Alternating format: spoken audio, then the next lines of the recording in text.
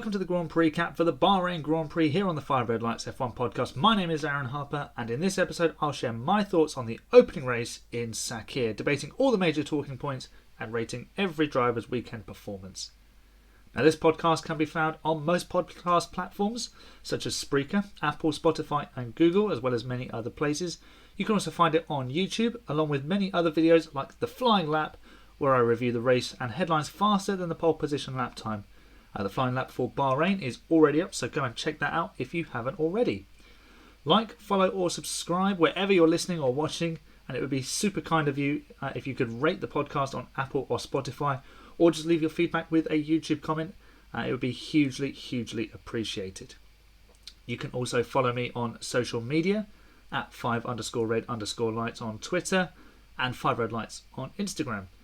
I also have a blog site where I write F1 articles giving my thoughts on various F1 things, as well as my predictions for every race weekend. You can find it at www.5redlights.wixsite.com/5RL podblog.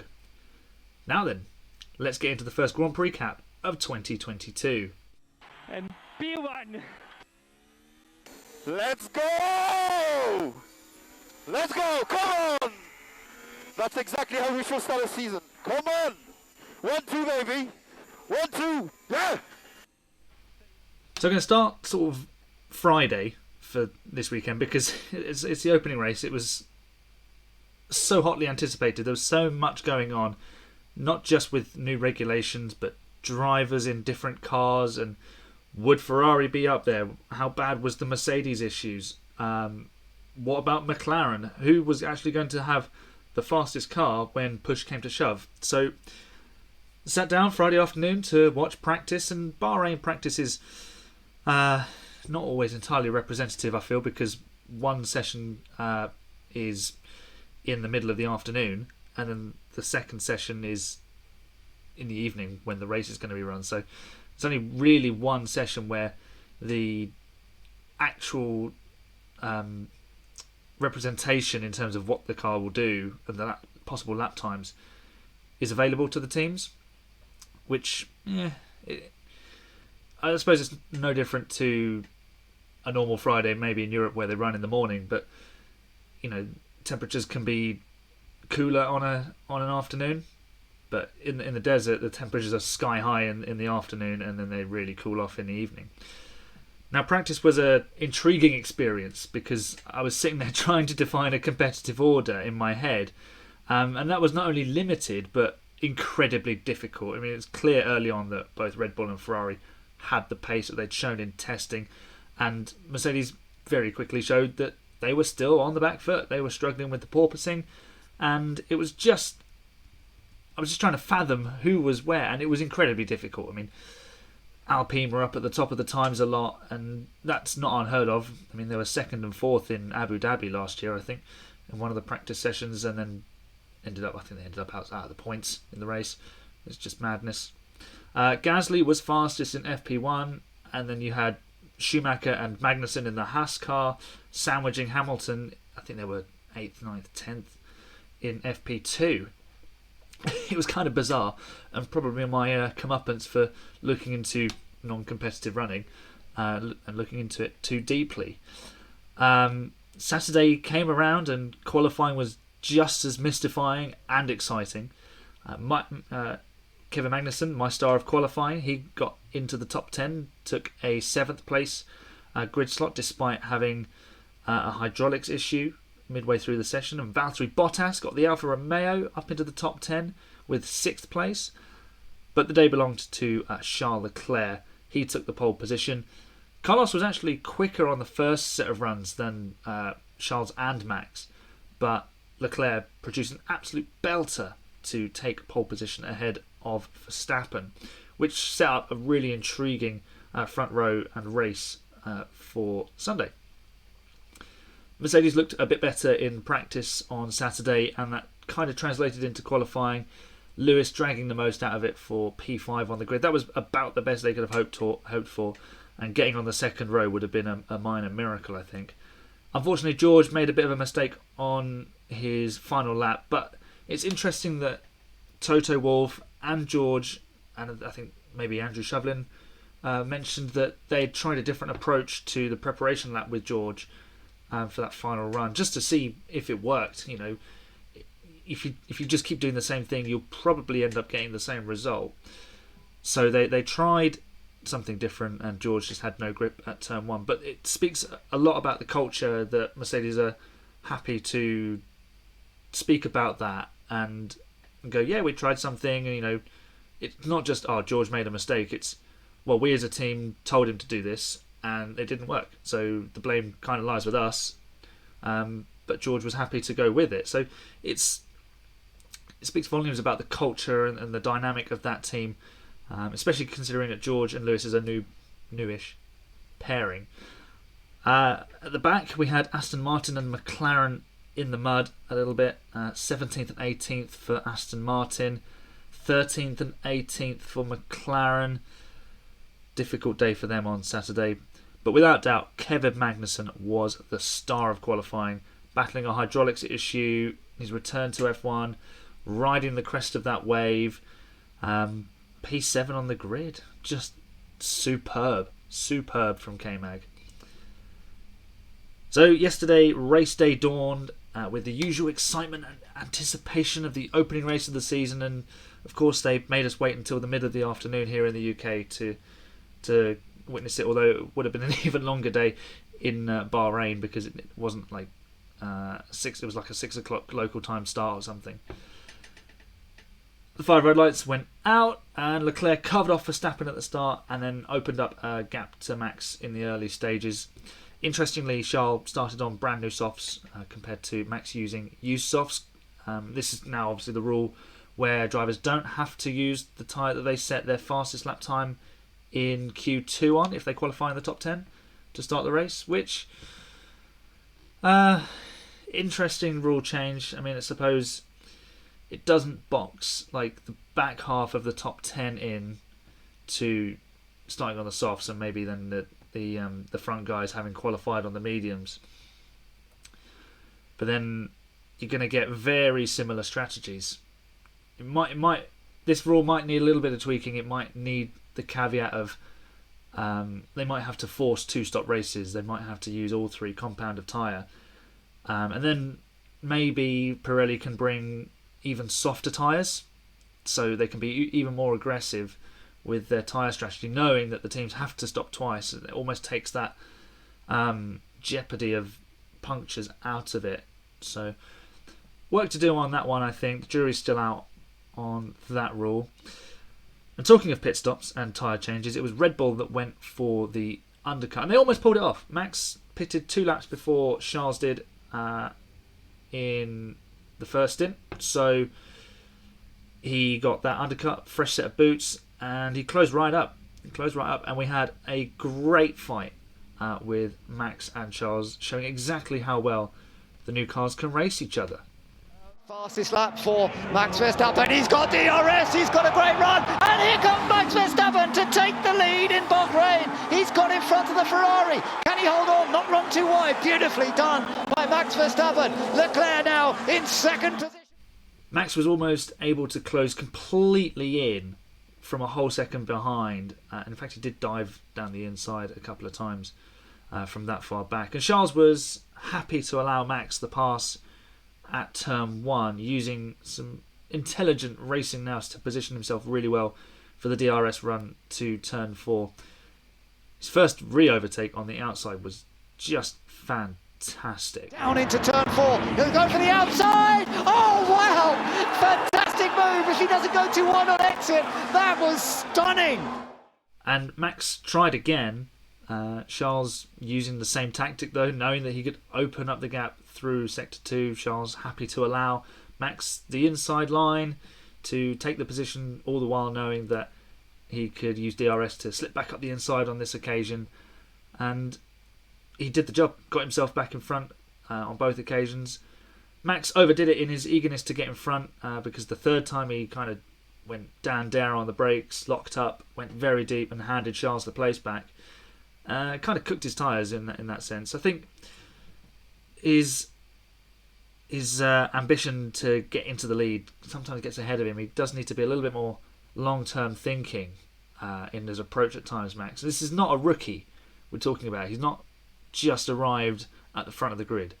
This is now a world champion we're talking about in his 8th season of Formula One. 8 seasons for Max. I mean, that makes me feel really old. And once Charles had dealt with that issue of Max pestering him into turn 1, he had control of the race the whole way through. Ferrari, well and truly in control of this race. They had the pace with Charles. He always had a response to Verstappen's Sector 1 pace, delivering a Sector 2 time that was as good as or better than the Red Bull. And he was actually not getting too carried away with his early pace, telling the engineers that, of course, he would be pulling away early on because Verstappen had older tyres and Charles had brand new ones at the start. Obviously that then swapped around in the middle stint, but things didn't really change too much in terms of outright pace. The pit stops ran really well, and that helped in their response to Red Bull trying to undercut again in the second stops, and Max was a little bit frustrated, and we'll touch on that in a minute. But then there was that safety car, and Charles dealt with it perfectly. He wasn't intimidated by Verstappen hustling him up the inside into the final corner, and actually used it to sort of snooker Verstappen. He just allowed Verstappen to be there as Charles took a nice wide traction off the final corner, getting a good run down the straight, and Verstappen was left very tight and pretty much at the mercy of Carlos Sainz. He had to defend really hard into the first corner at the safety car restart, and there was no catching Charles after that because Verstappen and Red Bull as a team just ran into issues. So Charles wins the race comfortably, and they led every single lap of Ferrari. So you can't say fairer than that. What a job they have done over the winter. And Charles acknowledged that. He said, we knew this year would be an opportunity. The guys have done an incredible job giving us this amazing car. And it really is an amazing car. They have done a super job. Just wait for everyone to copy their side pod design or something. But I'm sure it's more than just those beautiful side pods that are making the Ferrari go very quickly. And teammate Carlos Sainz declared that Ferrari are back, properly back, and it would seem that the prancing horse is finding, or has found its feet, ready for a year-long race for the World Championship. So it might have been all celebrations at Ferrari, but it was a night to forget for Red Bull. A double DNF late on in the final few laps. A fuel pump problem for both cars, really. Now, that could be finger trouble or it could be a major issue. There's been some articles circulating on social media this morning about the fact that it's a FIA standard part, and there's been some complaints from the teams about it and issues with the sealing of it and fuel not being collected or fuel escaping. That is for the FIA to dive into and to check. But it seemed to be a problem specific to the Red Bull because only their two cars suffered from it, and also Pierre Gasly DNF'd. And then they said that was an MG UK problem, but is that down to something else going on first? They'll have to investigate. But that wasn't Red Bull's only issue. Max was frustrated about not being able to go faster on his out laps, but considering the amount of tyre wear the teams were seeing, and we always see tyre wear be quite high in Bahrain, that was only going to hurt him, and especially considering that Ferrari had enough pace to return the favour, because had Max got ahead, he would have had to really pull a gap to make sure that he got in ahead of Charles and held on to the lead. But then you always give yourself a mountain to climb if you keep having to pit. They did go 3-stop in the end. Maybe they were just trying something different, or maybe the tyres really were struggling that much. But Max coming over the radio and saying, "I'm never listening to you again," I mean, it's a bit petulant. He's a world champion now. He needs to think a bit more about that. His temper at times gets the better of him, and we heard it on the radio when he had the final problem. Shouting, "What do you want me to do about it?" It's probably not very helpful to GP on the other end. And he also had some steering issues after the final stop. Maybe a wheel arm, a steering rod had been knocked out of place. It just felt a bit heavy. So, difficult day for Red Bull. I mean, and then they had Perez completely conk out at turn 1. The engine seizing and pitching him into a spin. I mean, that could have been very dangerous for Checo, and because Lewis was closing in on him and was right behind him. If the car spins and then rolls across the track, you could be looking at an accident there. Lewis did well to avoid that, and Checo was very lucky that no one else clipped his car or anything. So, not a good start for Red Bull. 0 points. Apparently, Red Bull gives you DNFs. Now, we'll talk about Mercedes in a moment, but I'm actually going to talk about 2 other drivers first. And the first one is Kevin Magnussen, who finished an incredible P5, and Valtteri Bottas, who finished P6, having at one point in the first lap been like 14th, which in a Mercedes would have spelt the end for Valtteri's race. But 2 superb performances. Kevin brought back into F1 with Haas just before the test in Bahrain. So he's had some time to get familiar with the car, and helpfully the first race was at the same venue as the test, so he could really extract the most from the VF22. Bottas had a pair of messy tests in Spain and in Bahrain, but he did display how quick the car at a coffee/porridge filled fin can go. So well done to those 2 guys. And we'll touch a little bit more on everybody else in the driver ratings. Now, Mercedes, the world champions, they kind of lucked into a 3rd and 4th in the end, and they lacked the pace compared to Red Bull and Ferrari, with the bouncing, the porpoising of the car making it very difficult to actually get overtakes done. Took away a lot of the confidence that Lewis Hamilton especially needs on the brakes. You can see he was closing in on turn 1 towards Checo Perez, but Toto Wolff said the cars were carrying too much wing because they just had a few shortage of parts. So I think there's more to come from Mercedes. Of course, they've got to work hard to get on top of the porpoising issue, but I just have this feeling that if they can get on top of that car, it's going to radically shrink the gap to the 2 at the front, and we really might have a 3-way 6-driver battle for the World Championship, which would just be absolutely bonkers. I mean, last year was nuts. This year could be even more crazy. And Toto Wolff also described Mercedes' strategy as a bit like putting your hand in the toilet. Lovely. Thanks, Toto. Now we've reached the segment where I'm going to rate all of the drivers' performances. So we will go in team order, starting with not the world champion team of last year, but we'll start with Max Verstappen and Sergio Perez of Red Bull, and then we'll go in constructors order from last season. So let's start with Max Verstappen. He failed to finish. He drove really well, actually, so I'm going to rate his performance as a 3.5. Failed to execute the undercut twice, but gave it a good go to take the lead from Leclerc, and maybe lacked a little bit of the nous to wait until turn 4 to make the pass. Far from ideal beginning to a title defence with a failure to finish. Sergio Perez also failed to finish from 4th on the grid. He ran well in P4 most of the race and was about to scoop up a podium when the engine seized, and that ruined his race. So rate his performance as a 3. Lewis Hamilton started 5th, finished 3rd. He described it as such a difficult race. This was the best result we could have got. The best on offer, I suppose. Drove the car as well as it could allow itself to be driven. Made sure he was in a good place to benefit when Red Bull broke down. And not a classic Lewis performance, but it was still as good as he could possibly manage. I rate his performance as a 2.5. George Russell started 9th after his mistake in qualifying, finished the race 4th. Quick early progress was good, sat in P6 for a fairly lonely race, elevated to 4th in the chaos at the end. Lots of good data in the learning banks, so George will build on this. And what really annoyed me actually was that Sky were claiming it was his career best finish. Hello, Spa, he finished 2nd, and that result stood. So it's in the books. It's as legitimate as the Abu Dhabi finale, so make of that what you will from Sky getting that completely wrong. Come on, boys. George gets a 2.5 from me for his weekend rating. Carlos Sainz in the Ferrari started third, finished second. Rating I give him is a 3.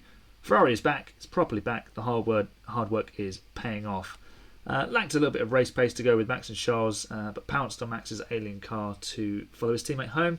He'd spoken of the direction of setup going the wrong way on Friday, and it's really important that you get that sort of sorted, especially in the early races, because if Charles builds up momentum, then it could be curtains for Carlos's title bid. But a good weekend nonetheless, and equals his best ever finish in Formula 1. Charles Leclerc, pole position, and the winner of the race. And he took the fastest lap. So I rate his performance as a 4.5.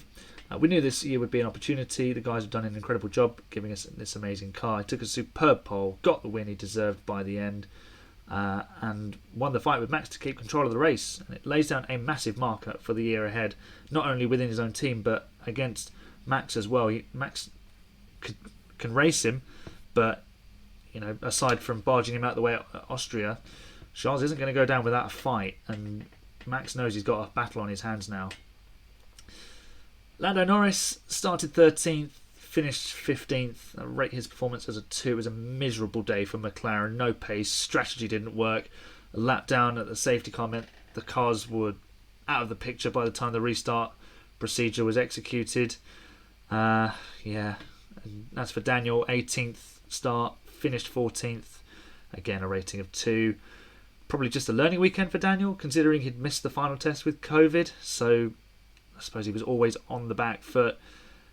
It's a 23 race season though. It's a long, long season. And McLaren, it might be a trip back to the dark days of the Honda power.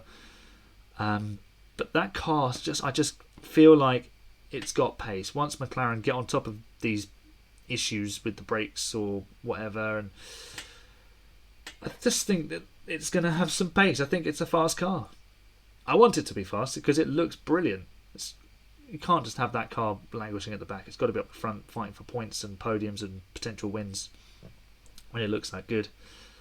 Let's move on to Fernando Alonso. He started 8th, finished 9th. Rate his performance as a 2. It was a double points finish for Alpine, which was surprising considering I didn't really know what to make of them, to be honest. Alonso was mostly running on the fringes of the top 10. He had to recover some places after a safety car pit stop, but it was a decent recovery in the end. He made some nice overtakes on the guys around the edges of the top 10.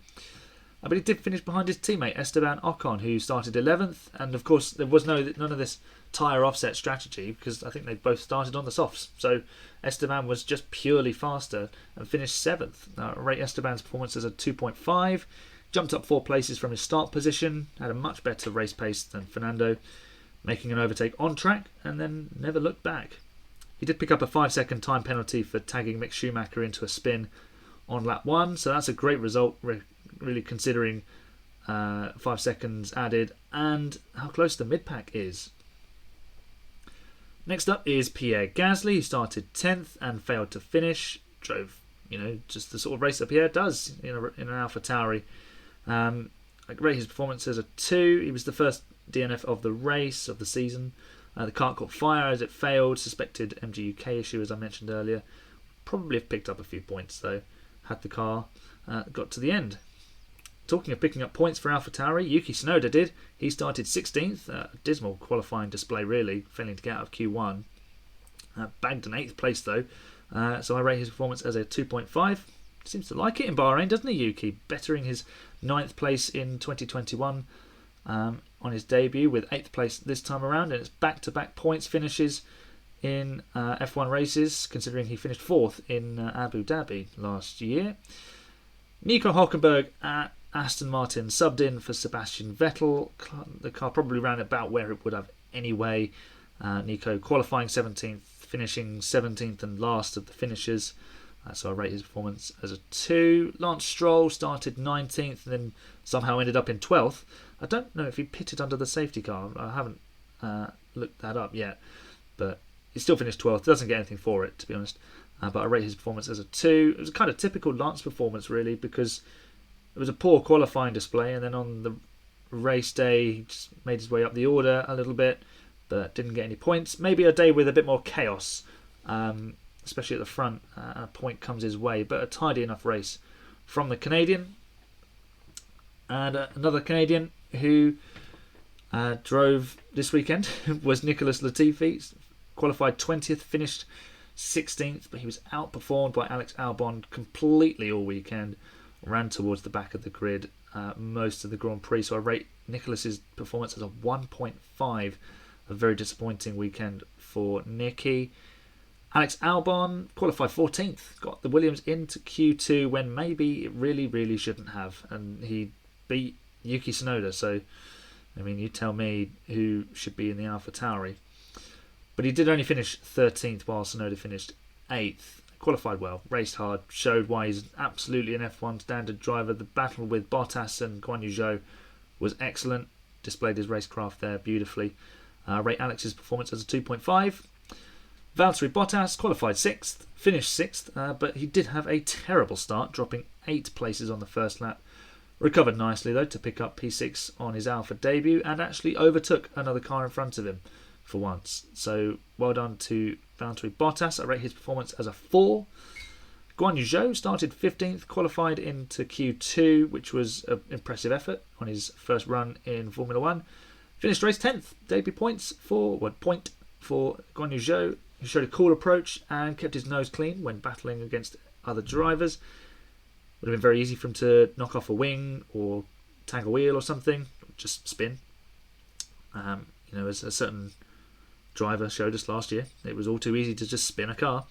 But yeah, decent work from Guan Yu Zhou, or Zhou Guan Yu as he likes to be known. I rate his performance at a 3.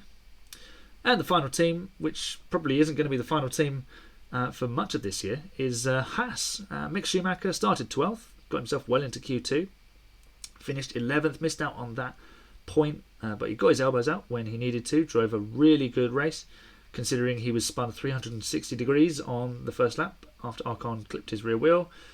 Just a really good day of learning for Mick, because he didn't really get that much learning done in terms of wheel-to-wheel combat and midfield racing last year. Kevin Magnussen rounds off our driver ratings, started 7th, finished an incredible 5th, just stunning, absolutely stunning. What a story.